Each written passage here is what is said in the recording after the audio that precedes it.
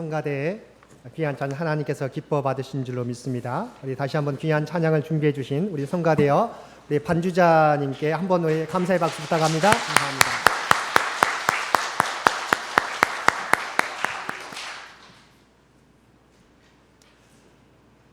한 번은 하나님께서 천사를 부르셨습니다. 천사에게 두 개의 바구니를 주시면서 이렇게 말씀하셨습니다. 너는 세상에 내려가서 한 바구니에는 인간들이 내게 드리는 간구, 곧 기도의 제목을 담아오너라. 그리고 또 다른 한 바구니에는 사람들이 나에게 드리는 감사를 담아오너라. 이 명령을 받고 천사가 세상에 내려가서 간구를 바구니에 담는데 얼마 지나지 않아서 다 차버리게 되었습니다. 그러나 감사를 담는 바구니에는 아무리 애를 써도 채울 수가 없었습니다. 결국은 다 채우지 못하고 하늘나라로 돌아오게 되었습니다. 그리고 며칠 후 어떤 사람이 천사의 안내를 받아 하늘나라 창고를 구경하게 되었는데 한 창고를 보니까 텅텅 비어 있었습니다. 그래서 그 이유를 물었습니다. 왜 이 창고는 비어 있습니까? 천사가 대답합니다. 사람들이 하나님께 간구한 결과로 이 창고에 들어있는 하늘나라 보화를 다 내주었기 때문입니다. 그리고 조금 있다가 다른 한 창고를 보는데 그곳에는 아직도 하늘나라 보화가 가득가득 쌓여 있었습니다. 그래서 왜 그런지 물었더니 천사가 대답하기를 이것들은 하나님께 감사드리는 사람들을 위해 예비해 놓았는데 하나님께 감사드리는 사람이 많지 않아서 이렇게 가득 쌓여 있습니다라고 대답했다고 합니다. 오늘 우리는 추수감사 주일 예배로 드리고 있습니다.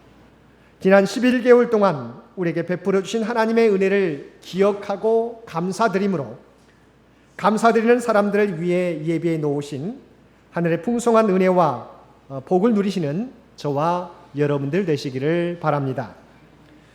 감사는 이처럼 축복의 문을 여는 열쇠요, 신앙의 척도요, 신앙의 열매입니다. 우리는 감사하는 삶을 통하여 우리의 믿음을 점검할 수 있어야 되는 것입니다. 그렇다면 이렇게 감사가 우리의 삶에 있어서 중요한 이유가 무엇입니까? 또 우리가 감사드려야 하는 이유는 무엇입니까? 첫째로 감사는 하나님의 명령이기 때문입니다. 우리가 감사해야 할 이유는 하나님께서 성경의 곳곳에서 우리들에게 감사할 것을 명령하고 있기 때문입니다. 특별히 우리가 함께 읽은 본문 시편 136편 1절에서 26절까지의 말씀을 보게 되면 매 절마다 하나님께 감사하라고 우리에게 말씀하고 있습니다. 1절 여호와께 감사하라 그는 선하시며 그 인자하심이 영원하미로다. 2절 신들 중에 뛰어난 하나님께 감사하라. 5절 지혜로 하늘을 지으신 이에게 감사하라. 10절 애굽의 장자를 치신 이에게 감사하라. 17절 큰 왕들을 치신 이에게 감사하라. 25절 모든 육체에게 먹을 것을 주신 이에게 감사하라. 등등의 1절부터 26절까지 모든 구절에 하나님이 베푸신 은혜들을 나열하고 우리에게 감사하라고 말씀하고 있습니다. 출애굽기와 신명기에서도 구체적으로 매년 감사제를 지키라고 말씀하고 있습니다. 출애굽기 23장 14절에서 16절 말씀. 너는 매년 3번 내게 절기를 지킬지니라. 너는 무교병의 절기를 지키라.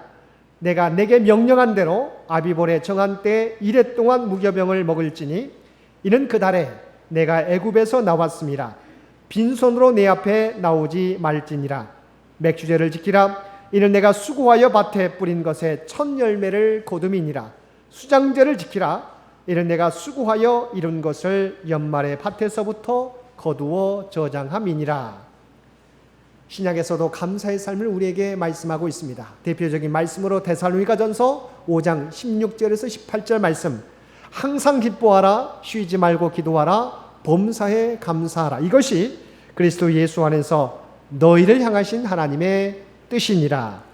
또 함께 읽은 빌립보서 4장 6절 말씀에서도 아무것도 염려하지 말고 다만 모든 일에 기도와 간구로 너희 구할 것을 감사함으로 하나님께 아뢰라고 우리에게 말씀하고 명령하고 있습니다.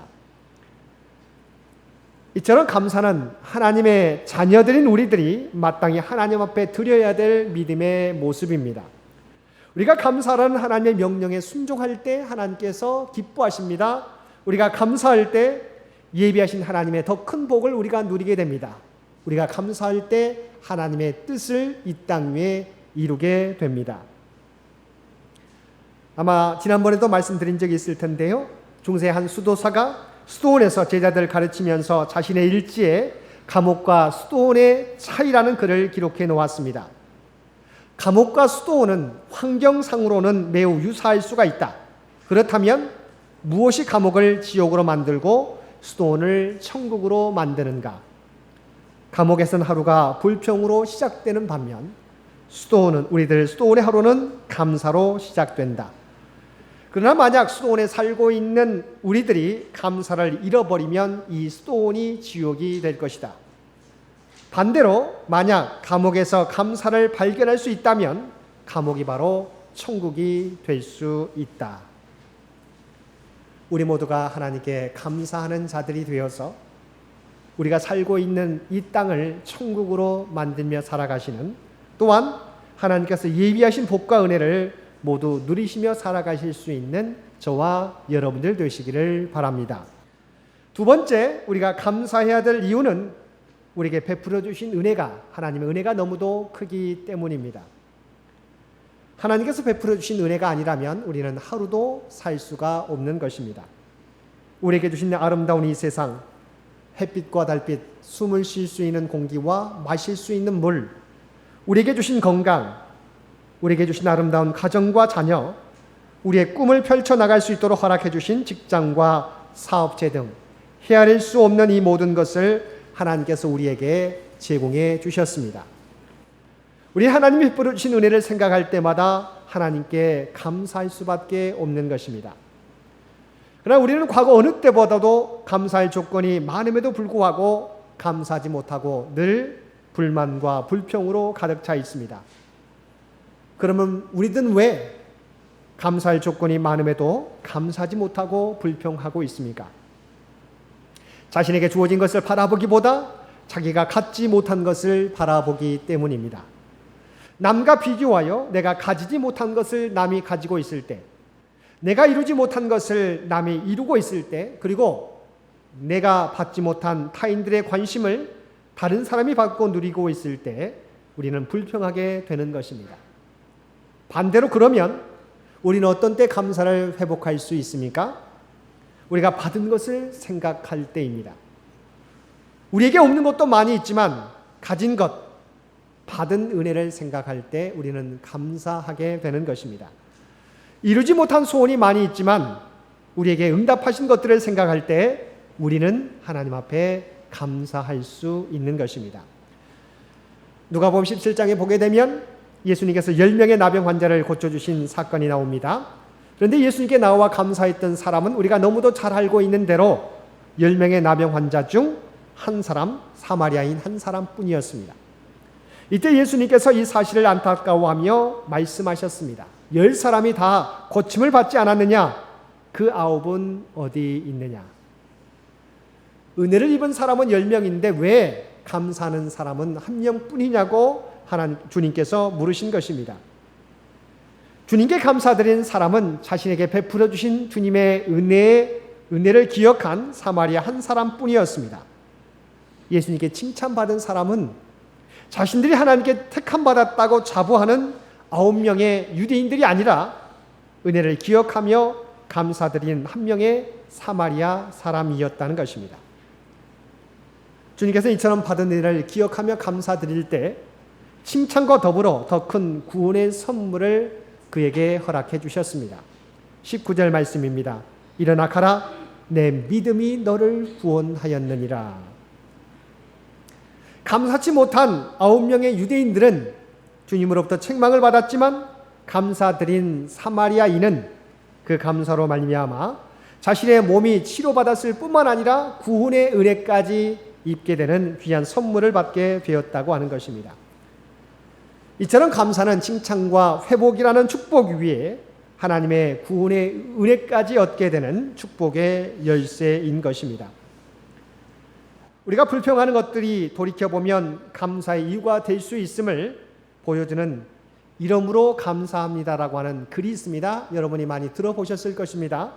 한번 들어보시면서 이 말씀을 통해서 우리의 모습을 한번 돌아보시기를 바랍니다. 때때로 병들게 하심을 감사합니다. 인간의 약함을 깨닫게 해주기 때문입니다. 가끔 고독의 수렁에 내던져 주심도 감사합니다. 그것은 주님과 가까워지는 기회이기 때문입니다. 일이 계획대로 안 되게 하심도 감사합니다. 그래서 나의 교만함도 반성할 수 있기 때문입니다. 먹고 사는데 힘겹게 하심도 감사합니다. 눈물로 빵을 먹는 심정을 이해하게 하기 때문입니다. 때로 허탈하고 허무하게 하심을 감사합니다. 영혼을 사모하게 하는 기회가 되기 때문입니다. 불의와 허위가 득세하는 세상에 태어난 것을 감사합니다. 하나님의 의가 분명하게 드러나기 때문입니다. 땀과 고생의 잔을 맛보게 하심을 감사합니다. 그래서 주님의 사랑을 깨닫기 때문입니다. 물질의 손해를 크게 보게 하심을 감사합니다. 나의 허영과 욕심을 깨닫고 버리게 하기 때문입니다. 나를 깊은 수렁에 빠지게 하심을 감사합니다. 나를 포기하고 주님을 의지하게 하기 때문입니다. 여러분 어떻습니까? 우리가 불평하고 불만스러워했던 내용들이 우리가 돌이켜보면 다른 면에서 돌아보게 되면 이것도 감사의 이유들이 될 수 있다는 것입니다. 이제는 우리 모두가 잃어버린 감사를 회복해야 될 때입니다. 불평하고 불만을 토해냈던 내용들을 살펴보면 이미 우리에게 베풀어 주신 것들을 우리가 잊어버림으로 나타나는 결과라는 사실을 깨닫게 됩니다. 이제는 우리에게 없는 것으로 말미암아 불평하기보다 우리에게 이미 베풀어 주신 하나님의 은혜를 기억하며 감사하며 살아가실 수 있는 저와 여러분들 되시기를 바랍니다. 세 번째로 우리가 감사해야 될 이유는 주님으로 인한 감사입니다. 하박국 선지자는 나라가 바벨론의 침략을 받아 초토화되고 모든 것을 잃어버린 상황 속에서도 다음과 같이 감사하였습니다. 우리가 너무도 잘 알고 있는 하박국 3장 17절과 18절 말씀입니다. 비록 무화과 나무가 무성하지 못하며 포도나무에 열매가 없으며 감람나무에 소출이 없으며 밭에 먹을 것이 없으며 우리의 양이 없으며 외양간에 소가 없을지라도 나는 여호와로 말미암아 즐거워하며 나의 구원의 하나님으로 말미암아 기뻐하리로다. 하박국 선지자는 이스라엘이 이방 바벨론에 의해서 바벨론의 침략으로 모든 것을 잃어버린 상황 속에서도 오직 여호와만으로 기뻐하고 즐거워한다라고 고백하고 있습니다. 그렇다면 하박국 선지자는 어떻게 이러한 놀라운 믿음의 고백을 할 수 있습니까? 비록 나라가 바벨론의 침략을 받았지만 하나님께서 이스라엘과 함께 하심을 깨닫게 되면서부터 그는 하나님만으로 기뻐하며 감사할 수 있다고 고백할 수 있었던 것입니다. 물론 하박국 선지자도 처음부터 이렇게 감사할 수 있었던 것은 아니었습니다. 처음에는 자신이 당하는 고난과 이스라엘이 당하는 어려움 때문에 하나님을 의심하고 하나님 앞에 불만을 터뜨렸습니다. 하박국 1장 2절과 3절 말씀입니다. 여호와여 내가 부르짖어도 주께서 듣지 아니하시니 어느 때까지리까? 내가 강포로 말미암아 외쳐도 주께서 구원하지 아니하시나이다. 어찌하여 내게 죄악을 보게 하시며 폐역을 눈으로 보게 하시나이까? 겁탈과 강포가 네 앞에 있고 변론과 분쟁이 일어났나이다. 하박국 선지자도 이해하지 못하는 것이 있었습니다. 왜 이 세상에는 의인이 고통을 받으며 악한 자들은 번영을 누리는 것이냐고 하는 것입니다. 또한 선민 이스라엘이 범죄할 때 징계하는 것은 당연하지만 하필 그 징계하는 그 주체가 왜 믿지 않는 악한 갈대아인을 들어서 징계하시느냐 하는 것입니다. 하박국 자신 앞에 펼쳐지는 이스라엘의 고난과 이방 바벨론의 득세 앞에 하나님께 불만과 의혹을 가지고 질문했던 것입니다. 하박국의 이러한 질문에 대하여 하나님께서 두 번에 걸쳐 응답해 주셨는데 가장 중요한 응답의 내용은 이러합니다. 하박국 2장 3절 말씀입니다. 이 묵시는 정한 때가 있나니 그 종말이 속히 이르겠고 결코 거짓되지 아니하리라. 비록 더딜지라도 기다리라. 지치게 되지 않고 반드시 응하리라. 그러면서 이어지는 2장 4절 말씀에 의인은 믿음으로 말미암아 살리라고 말씀해 주셨습니다. 비록 고난 가운데 있을지라도 하나님께서 이스라엘을 버리신 것이 아니라 하나님의 때에 하나님께서 회복해 주시고 구원해 주신다는 것입니다. 결코 이 약속은 거짓되지 않고 비록 더딜지라도 기다리면 지체되지 않고 반드시 응하게 된다는 것입니다. 그러므로 믿음의 사람들은 이 약속을 믿고 믿음으로 살아갈 때 그 구원을 보게 되고 그 믿음으로 승리하게 된다는 것입니다. 하나님의 역사하심과 함께하심을 의심하고 믿지 못했던 하박국은 이 하나님의 약속의 말씀을 듣게 될 때 그의 삶이 변하기 시작했습니다. 하나님의 온전한 계획을 바라보게 되었습니다. 그래야 그의 기도는 불평과 의심에서 확신과 소망으로 바뀌게 되었습니다. 3장 2절 중반절 말씀입니다. 여호와여 주는 주의 일을 이 수년 내에 부응하게 하옵소서. 이 수년 내에 나타내시옵소서. 그러면서 그가 이어서 고백하기를 처음에 고백했던 것처럼 비록 무화과 나무가 무성하지 못하며 포도나무에 열매가 없으며 감람나무에 소출이 없으며 밭에 먹을 것이 없으며 우리의 양이 없으며 외양간에 소가 없을지라도 나는 여호와로 말미암아 즐거워하며 나의 구원의 하나님으로 말미암아 기뻐하리로다. 주께서 나와 함께 하심을 확신하게 된 하박국 선지자는 지금은 완전히 초토화된 아무것도 남지 않은 상황 속에서도 오직 여호와만으로 즐거워하며 기뻐하겠노라고 고백하고 있습니다. 사랑하는 성도 여러분, 우리가 감사할 수 있는 것은 우리의 믿음과 관계가 있습니다. 우리는 일반적으로 환경이 좋을 때는 하나님 앞에 감사하게 됩니다. 그러나 환경이 달라지고 어려움이 닥치고 어려운 상황을 만나게 되면 우리의 모습은 어느새 걱정과 근심으로 마음에는 불만과 불평으로 가득 차게 됩니다. 그러나 우리가 변함없는 하나님의 사랑과 이 세상을 주관하신 하나님의 능력을 믿게 될 때에 우리는 조건과 환경에 상관없이 인내하며 감사할 수 있는 사람들이 되는 것입니다. 우리 하나님은 우리에게 가장 좋은 것을 주시기를 원하시는 분이십니다. 우리에게 복 주시기를 원하시는 분이십니다. 예레미야 선지자는 예레미야서 29장 11절 말씀에서 다음과 같이 고백하였습니다. 여호와의 말씀이니라 너희를 향한 나의 생각을 내가 아나니 평안이요 재앙이 아니니라 너희에게 미래와 희망을 주는 것이니라. 우리 앞에는 절망과 고난뿐인 것 같은데 하나님께서는 말씀하시기를 내가 너희에게 주고자 하는 것은 재앙이 아니라 평안이라고 분명히 말씀해 주고 있습니다. 너희에게 미래와 희망을 주기 원한다라고 분명하게 우리에게 말씀하고 있습니다. 때로는 우리에게 역경과 고난을 주시지만 그것은 우리를 버리시기 위함이 아니라 우리를 바로 잡으시기 위해서, 우리를 성장케 하기 위해서 우리에게 주시는 연단이라고 하는 것입니다. 사랑하는 성도 여러분, 우리가 하나님의 그 사랑을 깨닫게 될 때 우리는 어떤 상황 속에서도 감사할 수 있는 것입니다. 감사는 하나님의 백성이 나타낼 마땅한 모습입니다. 감사는 우리를 행복으로 이끄는 축복의 열쇠가 되는 것입니다.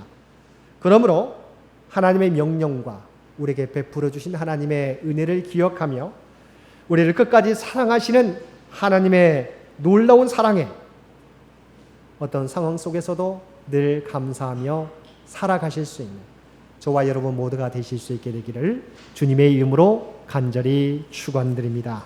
함께 기도드리겠습니다. 사랑하는 가 충만하신 아버지 하나님, 언제나 우리를 버리시지 않고 우리와 함께 하시며 동행하시며 우리의 삶을 인도해 주시니 진심으로 감사드립니다. 때로는 우리가 깨닫지 못하는 고난과 역경이 우리 앞에 놓여 있을 때라도 우리와 늘 함께 하시며 이 고난 너머에 하나님의 예비하신 축복을 우리가 바라볼 수 있게 하여 주시옵소서. 범사에 감사함으로 더 큰 하나님의 놀라운 은혜를 날마다 누리며 살아가는 우리 모두가 되게 하여 주옵소서. 이 모든 간구 우리를 구원하여 주신 예수님의 이름으로 간절히 기도드리옵나이다. 아멘. 이어서 추수감사